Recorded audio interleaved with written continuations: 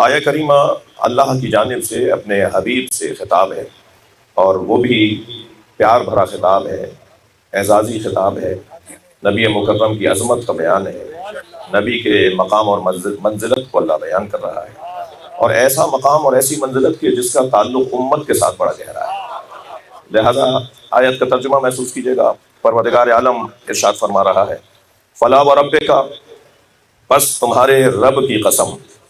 اچھا، قسم بھی اللہ خود کھا رہا ہے اور اپنی کھا رہا ہے۔ آیت بڑے عجیب انداز کی ہے اور اس کے اندر پیغام بڑے حسین ہے۔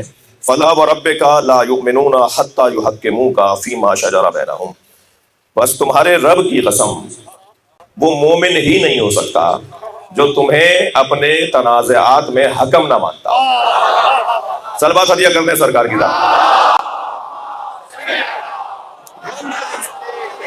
فلا وربک، میں ترجمے کے بیان سے گزر رہا ہوں اور آپ کی توجہات میرے ساتھ بھرپور ہیں، اور الحمدللہ ہمیشہ کی طرح عزاداران امام حسین نے اپنے حوالے سے، شہری حوالے سے اور موسم کے حوالے سے کسی طرح کی کسی رکاوٹ کو رکاوٹ نہیں جانا، بلکہ سب بھرپور انداز سے آج پہلے پرسے میں حاضر ہیں۔ فلا وربک، پس تمہارے رب کی قسم، لا یؤمنون حتی یحکموک فیما شجر بینہم، وہ مومن ہی نہیں ہو سکتا، مسلمان ہونا تو دور کی بات ہے، وہ مومن ہی نہیں ہو سکتا، انسان ہونا تو اور بات ہے۔ اللہ کے نزدیک سب سے بڑا حسین منظر ایمان کا ہے نا، وہ مومن نہیں ہو سکتا۔ میں جو ہے وہ ایک جملہ آپ کے مزاج کا کہہ دوں، وہ مومن ہی نہیں ہو سکتا جو نبی کو اپنا حکم نہ مانتا ہو، وہ امیر المومنین کیسے ہوگا؟ وہ مومنین کا امیر کیسے بنے گا کہ جو نبی مکرم کو اپنے تنازعات میں حکم نہ مانتا؟ اب نبی مکرم کو اپنے تنازعات میں اگر حکم کوئی نہ مانے تو وہ مومن نہیں ہے۔ لا یؤمنون حتی یحکموک فیما شجر بینہم۔ اچھا، پھر صرف اتنا ہی نہیں ہے کہ وہ اپنے تنازعات میں نبی کو حکم نہ مانتا ہو، بلکہ بات اس سے ایک درجہ اور آگے بھی ہے، اور وہ یہ کہ ثم لا یجدوا فی انفسہم حرجا مما قضیت، اور جو نبی فیصلہ کر دیں اس فیصلے میں بال برابر بھی شک نہ کرتا، یعنی نبی مکرم کے فیصلے کو من اور ان تسلیم کرنے والا، جیسا سرکار نے کہہ دیا ایسا مان لینے والا، جو فرما دیا بس اس پہ آنکھیں بند کر کے مان لو۔ عزیزان گرامی، نبی کے ہر فیصلے کو چوں اور چرا کے بغیر مان لینا ہی ولایت ہے۔ مفہوم ولایت بھی بیان ہو رہا ہے اس منزل کے اوپر۔ خبردار خبردار، دل میں برابر، دل میں بال برابر بھی تمہارے تردد نہ گزرے، نبی کے ہر فیصلے کو تسلیم کر لو۔ جی، ثم لا یجدوا فی انفسہم، اپنے اندر، اچھا بولے بھی نہیں تھے، تو بولنے والے کا تو کیا حال بنائے گا اللہ، یہ سوچنے والے کی بات ہو رہی ہے۔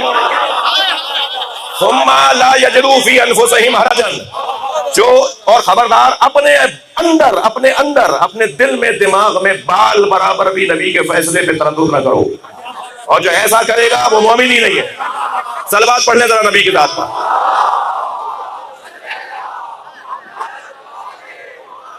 ثم لا یجدوا فی انفسہم حرجا مما قضیت، اچھا پھر مما قضیت ویسلموا تسلیما، اور نبی کے فیصلے پر ایسے تسلیم ہو جیسے تسلیم ہونے کا حق ہے۔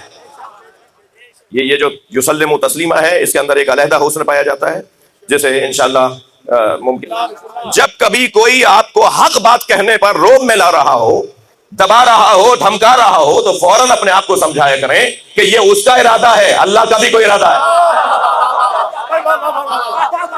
کچھ لوگوں کا ارادہ ہے کہ وہ اللہ کے نور کو اللہ کے چراغ کو اپنی پھونک سے بجھائیں۔ میں ایک جملہ کہے بغیر نہیں گزروں گا۔ ساری طاقتیں جو بھی اللہ کے نور کو بجھانے کے لیے، اللہ کے چراغ کو بجھانے کے لیے، چراغ کیا ہوتا ہے بھائی؟ نور ہوتا ہے نا، تھوڑا گردن ہلا دیجیے، بات جاری ہے، تو چراغ کیا ہوتا ہے؟ نور ہوتا ہے نا۔ تو جو بھی اللہ کے نور کو بجھانے کی کوشش کر رہا ہے، وہ دنیا کے تمام تر طاقتوں صلاحیتوں کو جمع کر کے بھی اگر اللہ کے نور کو بجھانے کی کوشش کرے تو اللہ نے اسے اتنا ذلیل کیا ہے کہ اس کی ساری طاقت کو پھونک بولا ہے۔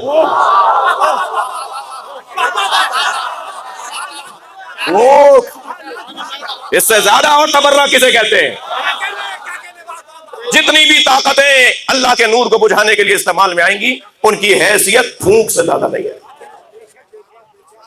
ہوا سے زیادہ نہیں ہے، پھونک سے زیادہ نہیں ہے، وہ بھی بدبودار۔ صلوات پڑھ لیں ذرا محمد و آل۔ اسے بلند صلوات نبی کی ذات کریے.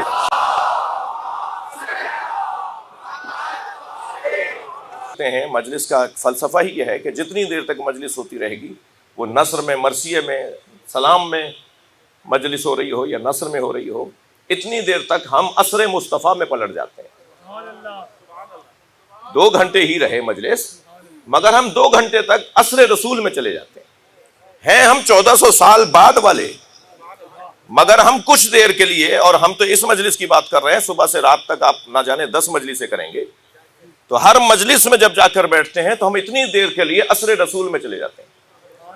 اور جب عصر رسول میں چلے گئے تو ہمیں قرآن بھی ملے گا، ہمیں اہل بیت بھی ملیں گے، اہل بیت میں ہمیں علی ملیں گے، سیدہ ملیں گی، حسنین ملیں گے، ہمیں صحابہ کرام ملیں گے، اور سب سے بڑی بات کہہ دوں، عصر رسول میں پلٹ جاؤ اللہ ملے گا.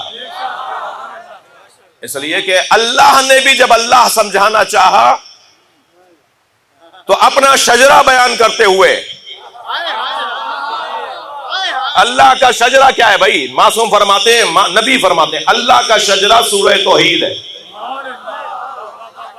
سورہ توحید اللہ کا شجرہ ہے جی. اس سورہ کی تفسیر میں ائمہ نے ارشاد فرمایا، نبی مکرم نے فرمایا، قل هو اللہ احد.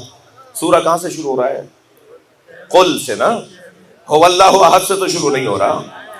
وہ چاہتا تو سورہ کو شروع کرتا هو اللہ احد اللہ الصمد لم یلد ولم یولد ولم یکن لہ کفوا احد. وہ چاہتا تو هو اللہ احد سے سورہ شروع کرتا، اس نے شروع کیا ہے قل، تم کہہ دو. یعنی اللہ کو بھی وہ اللہ منوانا ہے جو مصطفیٰ سمجھائے.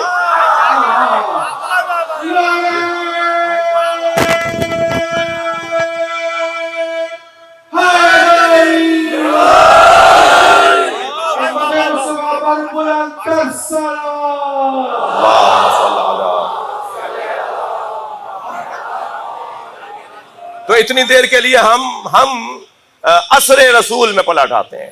یہ بات میں اس ممبر سے کر چکا ہوں ایک جگہ، تکراری ہے مگر مفید ہے. جب پاکستان بننے کو تیار ہوا اور لگا کہ بس اب تحریک کامیاب ہوگی اور پاکستان کی سرزمین مسلمانوں کو مل جائے گی، تو کچھ لوگوں کو خیال آیا کہ قائد اعظم شاید شیعہ ہیں.